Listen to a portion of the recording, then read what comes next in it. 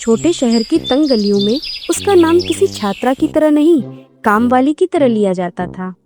चल रीना, पहले शर्मा जी का घर, फिर मिश्रा आंटी, फिर वर्मा निवास। अरे रीना, आज फिर 2 मिनट लेट हो गई है तू। घड़ी देखी है? काम करने आई है या सपने देखने? माफ कीजिए आंटी, रास्ते में पानी भर गया था। अभी सब जल्दी से कर देती हूँ। जल्दी कर भी देना। और हाँ, मेरे बेटे की मेज पर रखे उन कागजों पर हाथ मत लगाना। पिछली बार भी ना जाने क्या उलट पुलट कर दिया था। उलट पुलट नहीं किया था, बस हेडलाइन पढ़ी थी।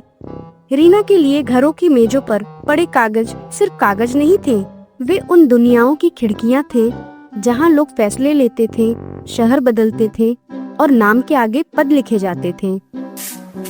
रीना झाड़ू लगाते लगाते मेज के किनारे रखे अखबार पर नजर डालती है। संघ लोक सेवा आयोग, प्रशासनिक सेवा, कितना बड़ा नाम है। अरे क्या बड़बड़ा रही है? हाथ चला जल्दी। जी आंटी। अरे रीना, बर्तन धोकर जाना। और देख, स्टील के बर्तन अलग और कांच के बर्तन अलग रख के जाना। पिछली बार एक गिलास टूट गया था। जी, ध्यान रखूंगी। ध्यान? तुम्हारा ध्यान तो हमेशा कहीं और रहता है। पढ़ लिख कर कलेक्टर बनना है क्या? हाँ, अगर बन सकूं तो क्या बुरा है आंटी। हाय दैया, सुन तो जरा, हमारी बर्तन मांजने वाली कलेक्टर बनेगी अब। बर्तन धुलते धुलते रीना की नजर एक कागज पर पड़ती है। भारत की राजधानी नई दिल्ली, संविधान नागरिकों का अधिकार। अरे फिर शुरू? काम खत्म हो गया? बस अभी कर रही हूँ आंटी।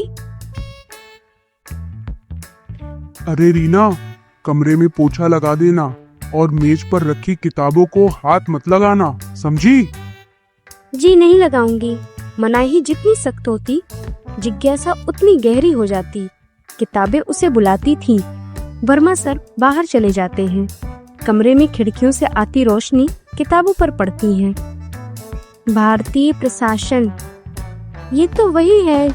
ये सचमुच की किताब है, इतनी मोटी।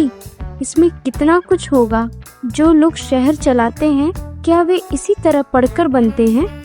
वो किताबों को ऐसे देखने लगी जैसे उसमें एक भूख हो उन किताबों को पढ़ने की, उन्हें छूने की। तभी बाहर से साइकिल की घंटी की आवाज आती है। तुम पढ़ सकती हो? हाँ, थोड़ा बहुत, जो मिल जाए उससे।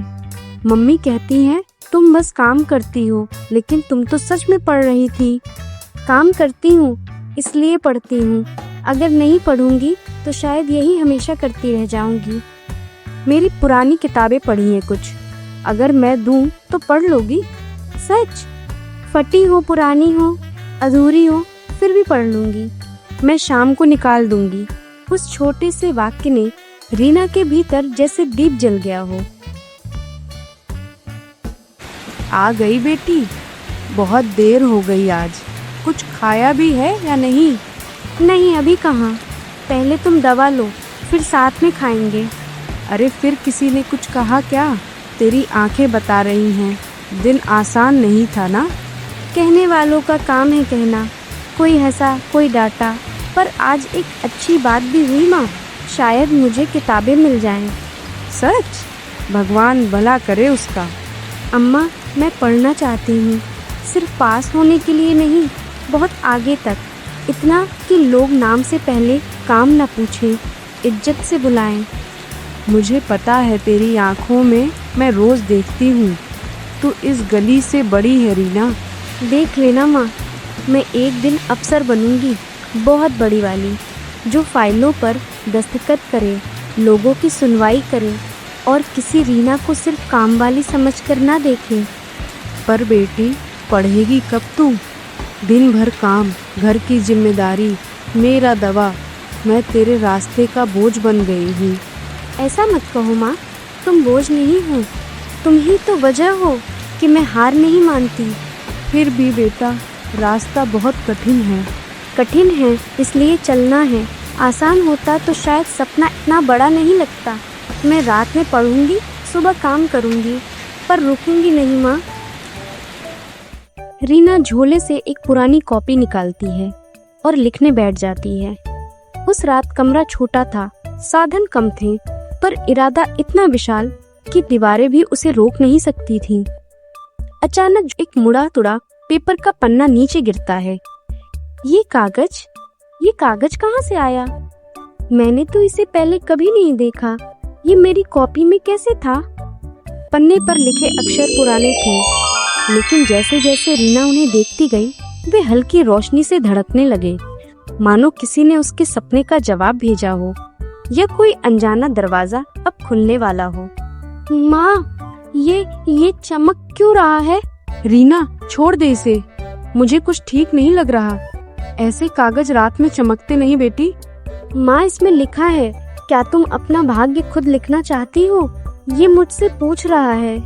भाग्य भगवान लिखता है, हम नहीं। तू बस पढ़ाई कर, ऐसे चमत्कारों में मत पड़। अगर भगवान ने लिखा होता अम्मा, तो क्या हमारे हिस्से में हमेशा दूसरों के बर्तन, दूसरों के ताने और अपना अधूरा सपना ही आता? मैं तेरे सपनों के खिलाफ नहीं हूँ रीना, बस तुझे खोने से डरती हूँ। रीना के कांपते हाथों के पास एक पुरानी कलम पड़ी थी, वही सस्ती कलम जिससे वह रात रात भर लिखती थी। अगर भाग्य सच में लिखा जा सकता है तो मैं हाँ लिखूंगी, डर डर के नहीं जीना मुझे। रीना ने कांपते हुए वह कलम उठाई और लिखने लगी। रीना, रुक जा बेटा। जैसे ही हाँ का आखिरी अक्षर पूरा हुआ, कलम अचानक तारे की तरह चमकने लगी। कमरे में एक सुनहरी रोशनी चमकने लगी। हे राम, ये क्या हो रहा है? माँ, कलम उड़ रही है। कलम रीना के हाथ से धीरे धीरे ऊपर उठती है। घूमती हुई रोशनी के बीच एक आकृति बनती है। डरिए मत, मैं अंधेरा नहीं, उजाला हूँ। रीना, ये परी है क्या? मैं सपना तो नहीं देख रही। तुम कौन हो?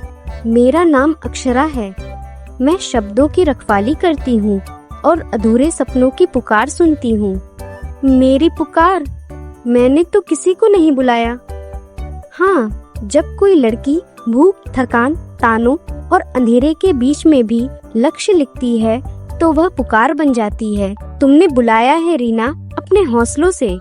अगर तू सच में उजाला है तो साफ साफ बता, मेरी बेटी के पास क्यों आई है? उससे क्या चाहिए तुझे? मैं उसे रास्ता नहीं दूंगी, रास्ता पहचानने की शक्ति दूंगी। मैं उसकी जगह परीक्षा नहीं दूंगी, पर उसके भीतर एक रोशनी जगाऊंगी। मतलब मैं सच में पढ़ सकती हूँ, आगे बढ़ सकती हूँ, IAS बन सकती हूँ। सपना बड़ा है, इसलिए कठिन है, लेकिन असंभव नहीं। यह कलम जादू करती है, मगर मेहनत से भागने वालों के लिए नहीं है। ये कलम क्या करेगी? मुझे सब बता दो, मैं कुछ भी करने को तैयार हूँ। यह जादुई कलम तुम्हें शब्दों के अर्थ गहराई से समझने में मदद करेगी, याददाश्त को साफ करेगी और सही सवालों तक तुम्हारा मन ले जाएगी। पर एक शर्त है, झूठ, आलस और स्वार्थ के साथ इसका प्रकाश बुझ जाएगा। और इसकी कीमत क्या है? दुनिया में कोई वरदान बिना कीमत के नहीं मिलता। कीमत है सत्य। रीना को हर हाल में सच का साथ देना होगा, चाहे घर में अपमान मिले, बाहर धोखा या अपने ही मन में हार का लालच। मैं मानती हूँ, मैंने गरीबी देखी है, लेकिन झूठ से जीना नहीं सीखा। इतनी जल्दी वादा मत करो रीना। यह कलम तुम्हें सिर्फ ज्ञान नहीं देगी, तुम्हारे सामने छिपे सच भी खोलेगी। कुछ सच दर्द देंगे। मैं दर्द से डरती नहीं। मैं दर्द से डरती तो सपना देखना छोड़ देती। जो भी सच होगा मैं देखूंगी। कलम हथेली पर रखते ही रीना ने एक अजीब गर्माहट महसूस की, जैसे कोई भूले हुए शब्द, कई बंद यादें और कई अनकहे उत्तर उसके भीतर जग रहे हों। बेटी सोच ले, बड़ी ताकत बड़ी मुसीबत भी लाती है। हम पहले ही कम परेशान नहीं हैं। माँ, मुसीबत तो बिना ताकत के भी आती है। अगर यही मौका है तो मैं पीछे नहीं हटूंगी। मैं आपकी जिंदगी बदलना चाहती हूँ। तभी कमरे का दरवाजा एक झटके से खुलता है। सामने खड़ी थी मकान मालकिन। उसके चेहरे पर शक, गुस्सा और तिरस्कार एक साथ जल रहे थे। यह क्या चल रहा है यहाँ रीना? वो मालकिन, बस हम तुम चुप रहो सरला, मैं इससे पूछ रही हूँ। जी एक काम वाली लड़की के हाथ में ऐसी कलम और यह कॉपी, यह सब कहाँ से आया? ये मेरी है। तुम्हारी? सच में? कब से है? जब से मैंने पढ़ना शुरू किया है। सीधे सीधे बताओ, चोरी की है क्या? किसी के बच्चे की कॉपी उठाई है क्या, या कहीं से पैसे मारकर खरीदी है? नहीं मालकिन, मेरी बेटी चोरी नहीं करती। मैंने कहा ना, बीच में मत बोलो तुम। मैंने चोरी नहीं की। तो फिर आसमान से टपकी है क्या यह कलम? मैं पढ़ रही हूँ, तैयारी कर रही हूँ। किस चीज़ की तैयारी? आईएएस की। आईएएस? और तुम? अरे वाह, सुबह मेरे घर में बर्तन मांजो और रात को कलेक्टर बनने के सपने देखो। वाह। मालकिन बच्ची है, बस पढ़ना चाहती है। बच्ची? यही उम्र होती है औकात भूलने की। सपना देखना औकात भूलना नहीं होता। मुझे जवाब दे रही हो? मुंह चला रही हो मेरे से? नहीं, बस सच कह रही हूँ। मालकिन झटके से कॉपी उठाती है। इतनी सफाई से लिखे नोट्स, इतने सवाल हल किए हुए, यह सब तुमने किया? हाँ, काम के बाद रात में। रात में? और सुबह 5 बजे उठकर यहाँ काम नहीं? बहुत बड़ी कहानी बना ली है तुमने। दो मुझे यह कलम, अभी के अभी। नहीं, मैं नहीं दूंगी। रीना, मुझसे नहीं कह रही है? यह मेरी पढ़ाई है, इसे मत छीनिए। तुम भूल रही हो कि तुम कौन हो। नहीं मालकिन, पहली बार याद रख रही हूँ कि मैं कौन बनना चाहती हूँ। नाटक मत करो, यह सब जादू टोना दिखाकर मुझे डराओगी? मैंने कहा था ना, यह कलम ठीक नहीं है, दे दे। मैंने किसी का हक नहीं छीना, बस अपना भविष्य मांगा है। मैं ये पेन नहीं दे सकती आपको। भविष्य? तुम्हारा भविष्य मेरे घर में काम करने से चलता है, किताबों से नहीं। अगर मैं पढ़ लूं, शायद मेरी माँ को किसी के सामने हाथ नहीं जोड़ना पड़ेगा। रीना, चुप हो जा। बस बहुत हो गया।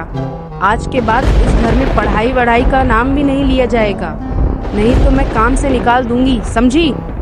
काम छिन जाएगा तो भी मैं सपना देखना नहीं छोड़ूंगी। अच्छा, तो अभी फैसला कर लो, झाड़ू या आईएएस?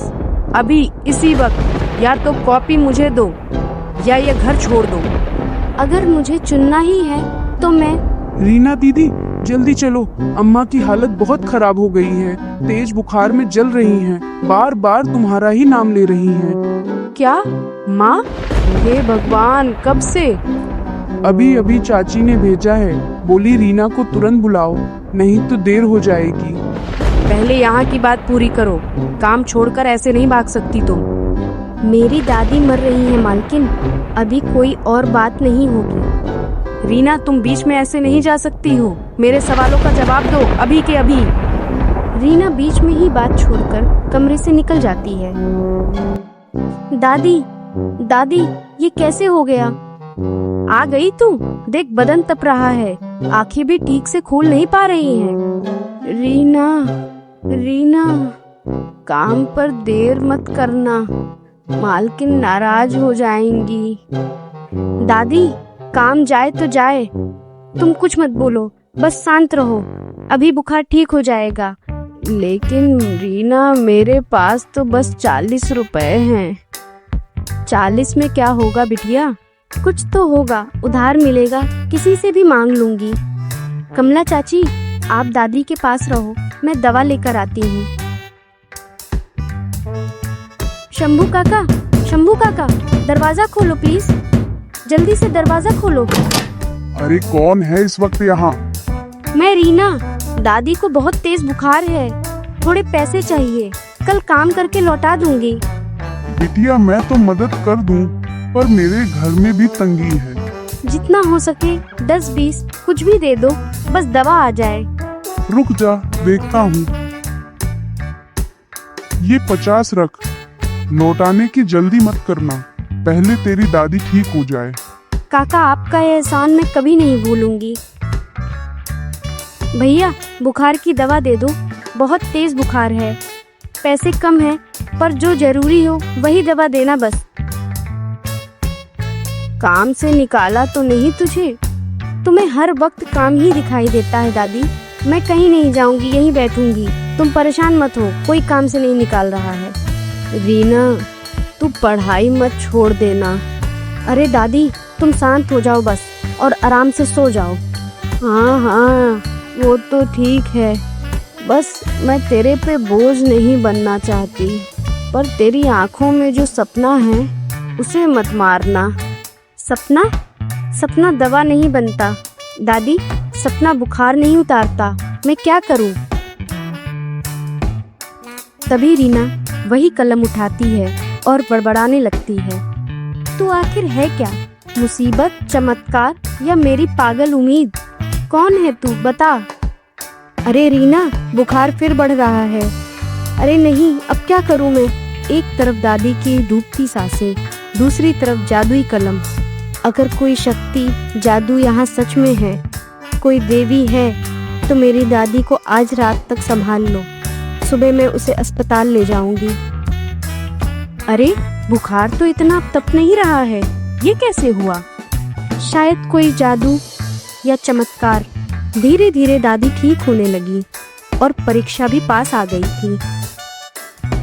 रीना ने परीक्षा दी और उसमें वह अव्वल नंबर से पास हुई। तभी रीना कहती है, मेरा सिलेक्शन हो गया। माँ, दादी, मैं पास हो गई, मैं आईएएस बन गई। अरे सब सुन लो भाई, मेरी रीना अफसर बन गई। मेरी बेटी सच में अफसर बन गई। अब वह किसी के घर काम नहीं करेगी, अब वह बर्तन नहीं मांजेगी, अब वह झाड़ू पोछा नहीं करेगी। मेरी बेटी आईएएस ऑफिसर बन गई। और इसी के साथ एक काम वाली एक आईएएस ऑफिसर बन गई।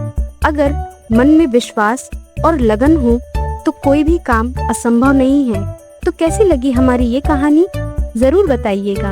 और पसंद आई हो तो लाइक करना मत भूलिएगा और चैनल को सब्सक्राइब कर लीजिए, जिससे मेरी आने वाली सारी वीडियोस की नोटिफिकेशन आप तक पहुंच सके।